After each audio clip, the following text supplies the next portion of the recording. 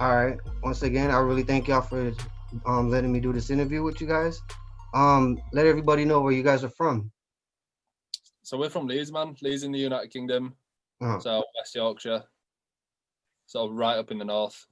So I'm from Grimsby originally, which is on the east coast, northeast coast.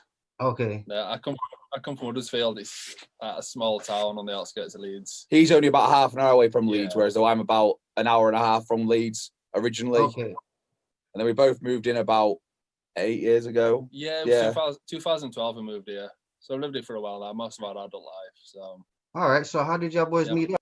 We just met through friends of friends. Like yeah, it was, we it's kind of a funny story to be honest, man. yeah, we was I was just sat in a park getting high. And this guy had taken acid for the first time in his life. I was a little bit more high than he was at the time. And yeah. Oh, that's a good story. No, we weren't really like boys then, but that's when we met each other. And then we started hanging out a bit more, and then we moved in together like 2014 or something. Yeah. Oh, then okay. just So that- you guys roommates and stuff too. Okay, that's dope. Yeah, I lived on this guy's couch for like 8 months. Yeah. Oh, okay. So you guys real bros. Like that's what's up.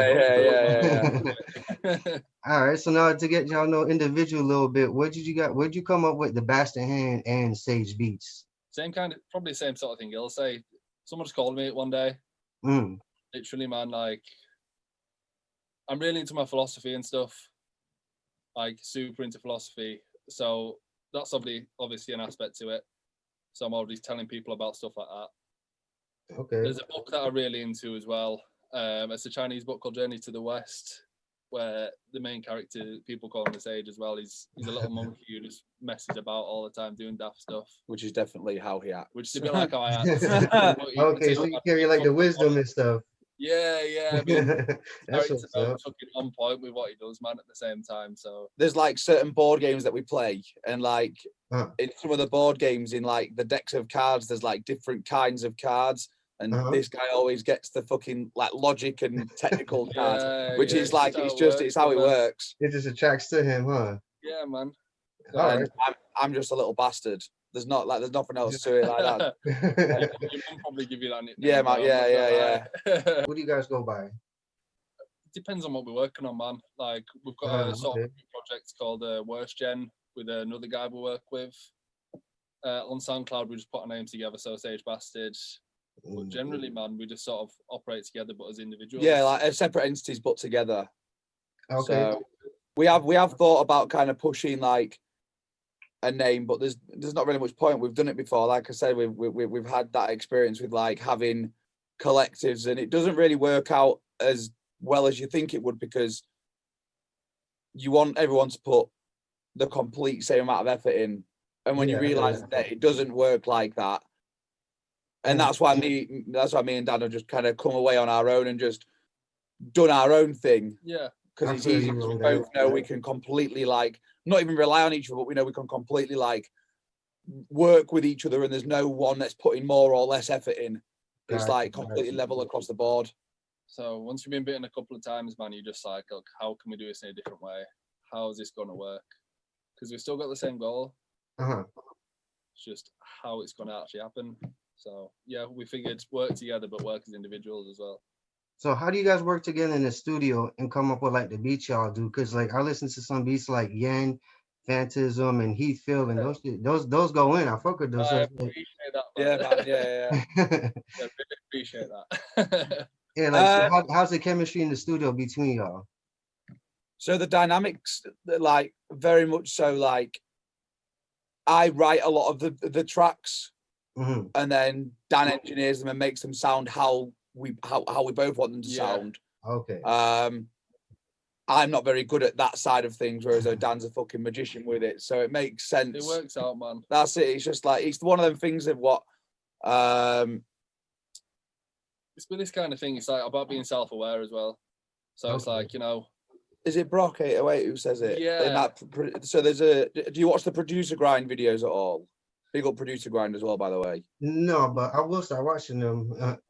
So it's just a couple of guys in the US who like they've just been interviewing some fucking really like prolific people within the US well, within the global like trap hip hop scene. Okay. Like they've done one with Palace, they've done one with T2. And basically Brock 808 says, like, know what your levels are, like be self-aware, like don't try and do something you can't do. Do what you can do best, because then other people can do what they do best, and then together you've got something fucking great. That's facts. Yeah. That's kind of how the dynamic works, man. Like, I'm aware that I'm not as good at picking up a keyboard and fucking blasting something out. But if he does that, I know I can make it sound good. I know I can't get in the booth and get something good going, so we'll get someone else in to do that. Yeah, SoundCloud is pretty lit. I'll be going through it. Who influence on you guys' beats? Because I like some of them are melodic, and then sometimes they turn trappish. Like, you guys have different varieties that you guys go through. To be honest, man, it really depends on what I'm writing at the time.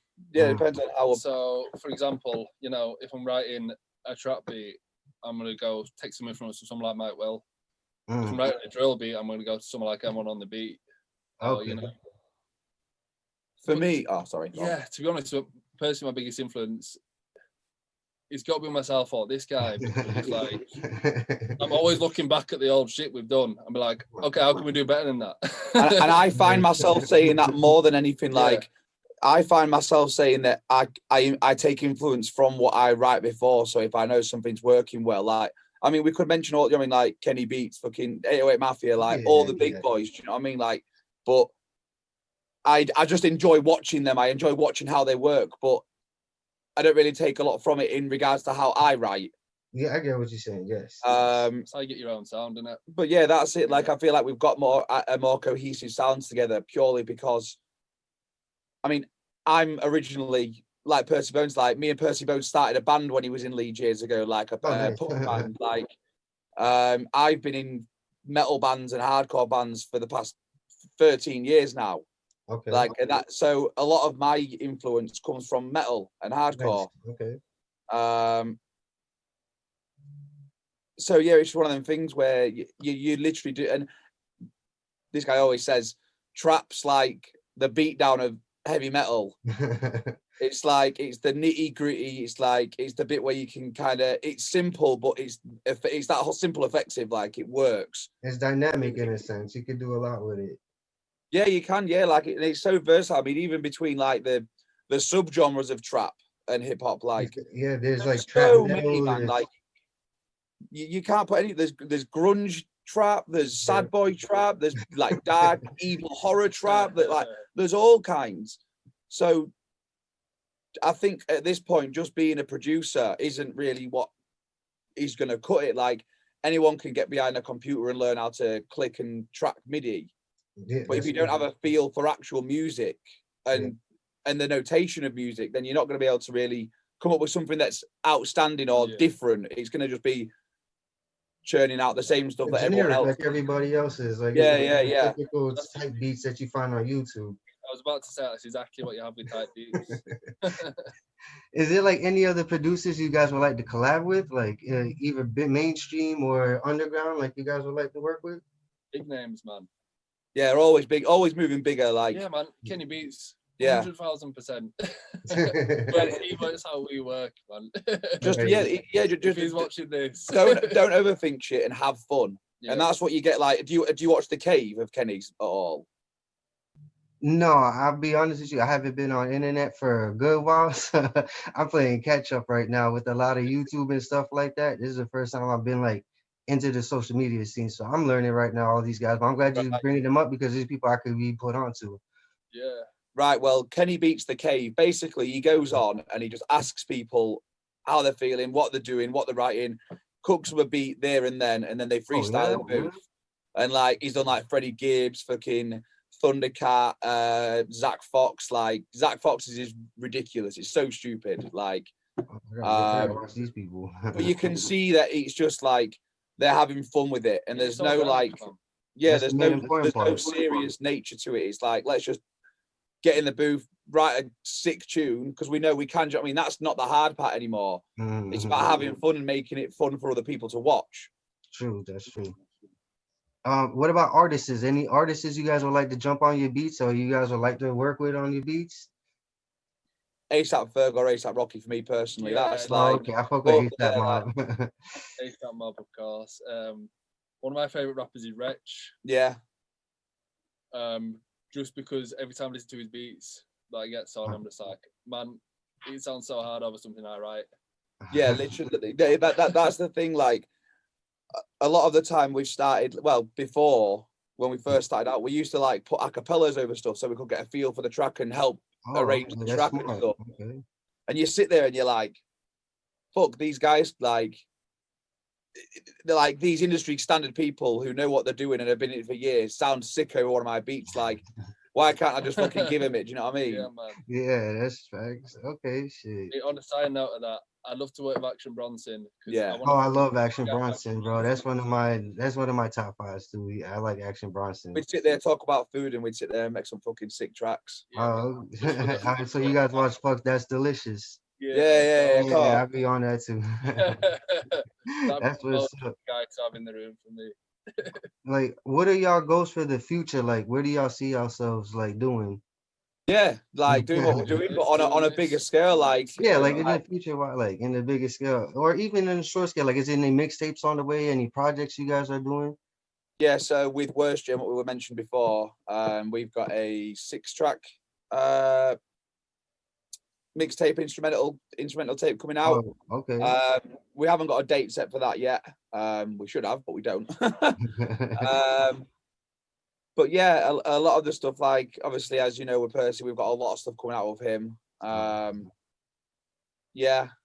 stuff always coming with Percy. Like I said, we've known him for so long that stuff just comes organically to us. Like, I know that he's going to execute the track in the way that I want the track to be executed. I feel you on that. Percy, you guys, I met. That's how I met you guys through Percy, and I really met a lot of guys. You got sons and producers by you guys. I was like, yeah, I had to hit you guys up when he's like, you guys can do an interview. Man, like yes, please. Well, this is the first ever like interview that we've done with somebody about our music. So thanks for having been the first. No problem, man. That's what it's about. Like, is there any like shout outs, mentions to anybody you want to give, or like a message to the fans? Just keep sticking around and, you know what I mean, and keep trying to work, like, because that's all we're doing. We're all we want to do is work and make them connections and build blocks with people so that we can not be the next biggest thing, do you know what I mean? But make sure that people know who we are and where we are and what we're doing.